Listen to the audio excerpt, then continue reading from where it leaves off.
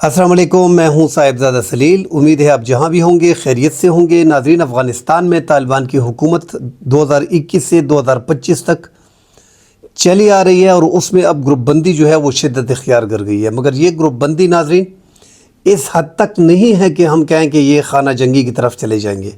Haqqani group जो है वो इस टाइम पे सिमट के बड़ा कमज़ोर हो गया है। खलीलुर रहमान हक्कानी जो महाजरीन के वज़ीर थे और मौजूदा जो वज़ीर दाखिला हैं सिराजुद्दीन हक्कानी उनके चचा थे, तो अब ये ग्रुप जो है ये सिमट गया है और बड़ा कमज़ोर हो गया है। और दूसरा, तालिबान में एक चीज़ हमने सामने जो आई है वो ये है कि इस टाइम पे जो मुल्ला खैबतुल्लाह अख़ुंज़ादा है उनकी जो गिरफ्त है वो बड़ी मज़बूत है और तमाम तर तालिबान जो है वो उनकी इताअत कर रहे हैं। तो अफ़गानिस्तान में ये कहना कि खाना जंगी जो है इतने अरसे 40-45 साल जंगज़दा मुल्क में दोबारा जो हुकूमत आ गई है तालिबान की कि ये जो है आपस में खाना जंगी शुरू हो जाएगी, तो ये मेरे ख़्याल में कहना मुनासिब नहीं होगा। हाँ, इनकी हुकूमत जो है वो ख़त्म की जा सकती है पाकिस्तान के थ्रू। अगर दीगर कुछ ममालिक पाकिस्तान की मदद करें तो पाकिस्तान तालिबान का तख्ता जो है वो पलट सकते हैं। उसमें भी नाज़रीन ये इतना आसान है नहीं, उसमें भी काफ़ी टाइम लगेगा, क्योंकि तालिबान, हमने देखा कि जनरल फैज़ ने जब तालिबान ने टेक ओवर किया काबल को, तो जनरल फैज़ उस टाइम पे DGI थे, वो फौरी तौर पे गए और जिस तरह अभिनंदन को हमने उनका MiG-21 जो हमने फाइटर जेट से गिराया था और उनको फिर गिरफ़्तार करके जो उनको चाय का कप पेश किया था, वही कप जो है एक मैसेज कन्वे किया गया था जनरल फैज़ की तरफ से कि हमने काबल को जो है वो फ़तह कर लिया है। तो वो फ़तह करना मतलब ये हमारे ही प्रॉक्सी समझे जा रहे थे ये तालिबान। मगर अब तालिबान को हम देख रहे हैं कि वो अशरफ गनी और हामिद करज़ई के टाइम पे जो पाकिस्तान के साथ ताल्लुकात थे उनके, उसी नहज पे हम वापस आ गए। मतलब अफ़गानिस्तान में हमने जो इतनी मदद की इन तालिबान की 20 साल अफ़गान वार में, और इनको पाकिस्तान की प्रॉक्सी की नज़र से अब भी अफ़गान तालिबान की हुकूमत को जो लिबरल अफ़गानी है, अशरफ गनी हो गए उस टाइम के लोग, और जो हामिद करज़ई पार्टी के लोग हैं, अब्दुल्ला के लोग जो हैं, वज़ीर ख़ारजा जो रहे हैं उनके, तो वो सारे इसको नज़र से देख रहे हैं कि ये पाकिस्तान के प्रॉक्सी हैं और अब भी उनको शक पड़ रहा है। मगर अब जो है ये पाकिस्तान के हाथ से निकल रहे हैं। पाकिस्तान ने इनकी मदद इसलिए की थी कि हमें एक ऐसी हुकूमत मिल जाएगी जो कम से कम पाकिस्तान में पाकिस्तान को सपोर्ट करेगी, और पाकिस्तान में ये जो शिद्दत पसंदी है इससे हमारी जान छूट जाएगी। और यहाँ पे करीब जो है हमारा जो पड़ोसी देश है इंडिया, वो कम से कम इतने ज़्यादा कौंसल खाने वहाँ पे अफ़गानिस्तान में नहीं खोलेगा जिस तरह अशरफ गनी ने अपने दौर में जो है उनकी असेंबली जो बिल्डिंग बनाई जा रही थी, मोदी को बुलाया और वहाँ पे मोदी को बुलाने के बाद पाकिस्तान के ख़िलाफ़ जो हर्ज़सराई की थी, उस तरह की हुकूमत कम से कम अफ़गानिस्तान में नहीं होगी। मगर बहरहाल अफ़गानिस्तान में जो मौजूदा हुकूमत है वो हामिद करज़ई और अशरफ गनी के डगर पे चल पड़ी है, और पाकिस्तान के हवाले से वो टोटली डिफरेंट है अब इस टाइम पे। मतलब जो अशरफ गनी और हामिद करज़ई का वक्त था उससे भी 2 कदम आगे जो है अफ़गान तालिबान चले गए हैं, क्योंकि पाकिस्तान को डिस्टेबलाइज़ करने में इस टाइम पे हम देख रहे हैं कि अफ़गान तालिबान पेश हैं। जो मुआहदे किए हैं इन्होंने अपने दौरे हुकूमत में कि हम इक़्तिदार में आएंगे तो पाकिस्तान में जितने भी शिद्दत पसंद तंजीमें हैं उनको सपोर्ट करेंगे, क्योंकि इन्होंने अफ़गान वार में हमारे साथ जंग लड़ी है। हाफिज़ गुल बहादुर ग्रुप ने, TTP तालिबान ने, इनने हमारे साथ मदद की है। जो नेटो अफवाज थी और US की फोर्सेस थी, तो ये काफ़ी तौर पे इनके साथ लड़े हैं, इनके साथ मुआहदे हैं। अब इक़्तिदार में आके वो मीर अली मुबैना तौर पे जो मुआहदा सामने आया है, इसी तरह के और मुआहदे भी मुख्तलिफ़ तंजीमों से अफ़गान तालिबान ने की है। तो अफ़गान तालिबान इनको सपोर्ट कर रहे हैं। वो सपोर्ट पाकिस्तान, अगर हम देख रहे हैं कि पाकिस्तान जब से 2021 में ये इक़्तिदार में आए हैं, पाकिस्तान में शिद्दत पसंदी में, दहशतगर्दी में काफ़ी हद तक इजाफ़ा हुआ है। उस इजाफे के बायस पाकिस्तान ने इनसे हाथ खींच लिया और पाकिस्तान अफ़गान के हवाले से पाकिस्तान की पॉलिसी टोटली उसमें 360 एंगल का जो है वो चेंज आया। अब ये कहना कि अफ़गान तालिबान जो है उनमें ग्रुप बंदी पैदा हो गई है और इनमें खाना जंगी शुरू हो जाएगी, तो उस लेवल तक अभी तक ये हालात नहीं गए। ना ही हक्कानी ग्रुप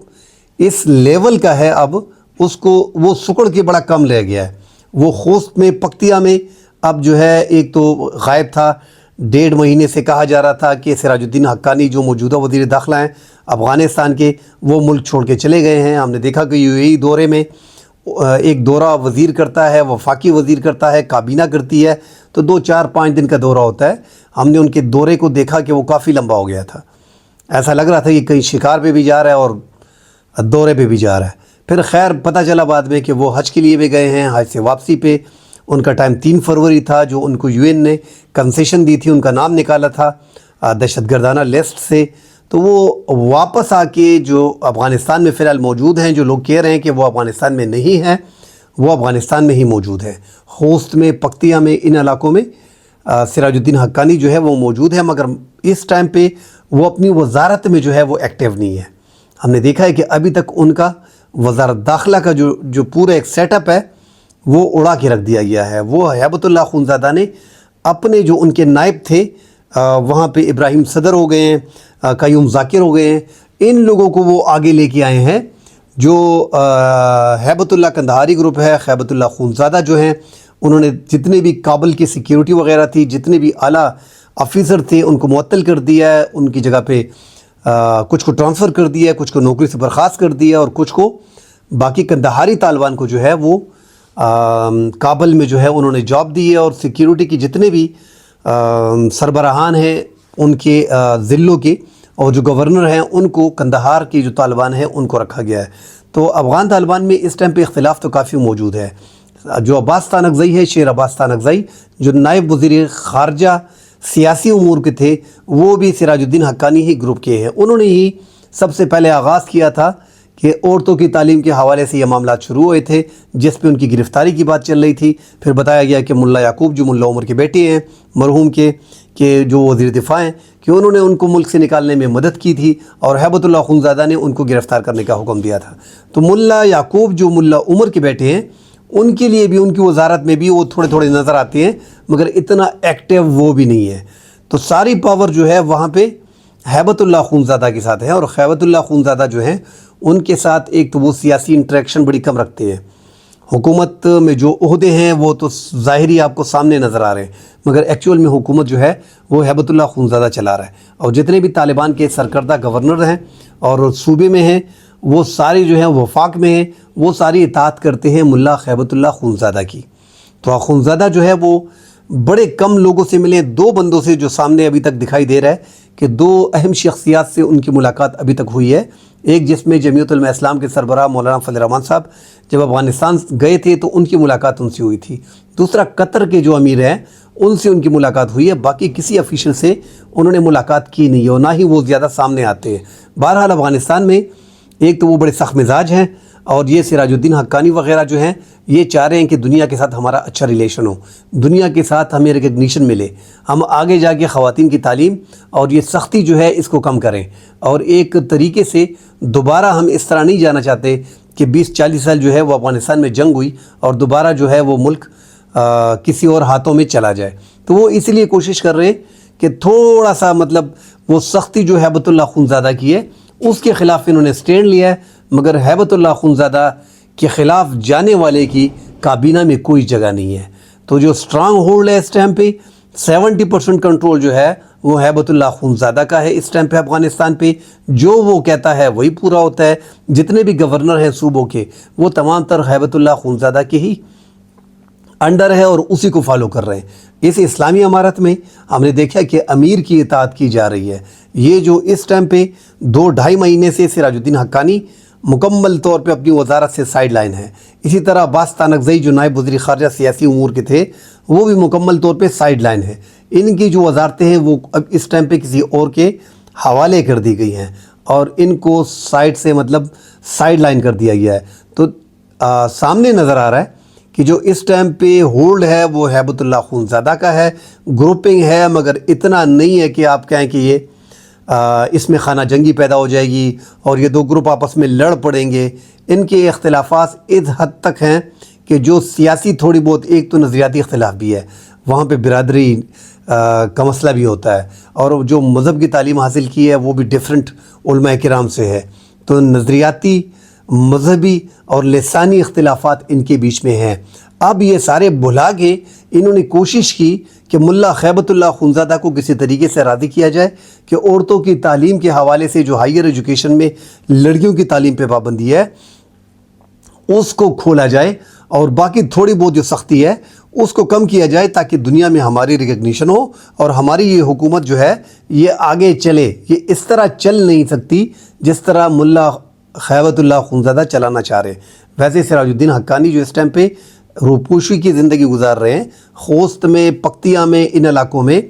وہ لوگ سارے یہی چاہ رہے ہیں کہ افغانستان سٹیبل ہو، آگے جا کے ان کو ریکگنیشن ملے، مگر خونزادہ جو ہیں ملا خونزادہ وہ یہ چاہ نہیں رہے۔ وہ ایک سٹینڈ انہوں نے لیا ہوا ہے، وہ بہت بڑے عالم ہے، ان کے پاس کافی معلومات ہے، دینی معلومات ہے، دنیائی معلومات ان کے پاس ہے نہیں، اور وہ نہیں چاہ رہے۔ انہوں نے وہی فلسفہ اختیار کیا ہوا ہے جو کسی زمانے میں، اگر آپ ماضی میں جائیں تو ملا عمر مرحوم جو ہیں انہوں نے کیا تھا کہ جب اسامہ بن لادن کو امریکہ نے مانگا کہ ان کو ہمارے حوالے کر دیں، وہ حوالے نہیں کیا گیا کہ نہیں یہ ہمارے مہمان ہیں۔ اس مہمان کو حوالے نہ کرنے پہ افغانستان میں 20-21 سال جنگ چلتی رہی۔ تو خونزادہ ہیبت اللہ خونزادہ اسی نقش قدم پہ چل پڑے ہیں، اور ان کے اختلافات ملا عمر کے بیٹے ملا یعقوب سے بھی ہیں، کیونکہ ستانک زئی کو ملک سے بھگانے میں ان کا ہاتھ ہے، یہ انہی کے گروپ کا ہے۔ اور ملا یعقوب جو ہے وہ بھی یہ چاہ رہے ہیں کہ ہیبت اللہ خونزادہ جو ہیں وہ تھوڑا سا نرمی پیدا کریں تاکہ افغانستان کی حکومت کی ریکگنیشن میں آسانی ہو، خواتین کی تعلیم پہ جو ہے وہ پابندی جو ہے وہ ختم کر دی جائے۔ اس وجہ سے خیبت اللہ خونزادہ نے ملا یعقوب کو بھی سائیڈ لائن کیا ہوا ہے۔ تو اس ٹائم پہ جو ہولڈ ہے وہ ہیبت اللہ خونزادہ کا ہے۔ تو یہ خانہ جنگی والی بات جو ہے، یہ اگر جہاں پہ 70% کنٹرول ایک پارٹی کا ہو تو وہاں پہ خانہ جنگی جو ہے ممکن نہیں رہتا۔ ہاں اختلافات ہیں، اور پاکستان کے لیے یا دیگر ملکوں کے لیے وہاں پہ دوبارہ ایسی حکومت کو ختم کرنا آسان رہتا ہے، کیونکہ 70% ان کی حکومت ہوتی ہے، 30% والے جو ہوتے ہیں ان کے ساتھ مل کے کوئی طریقہ نکالا جا سکتا ہے۔ کل انشاءاللہ اگلے پروگرام میں حاضر ہوں گے، فی الحال کے لیے اجازت دیجیے، اللہ حافظ۔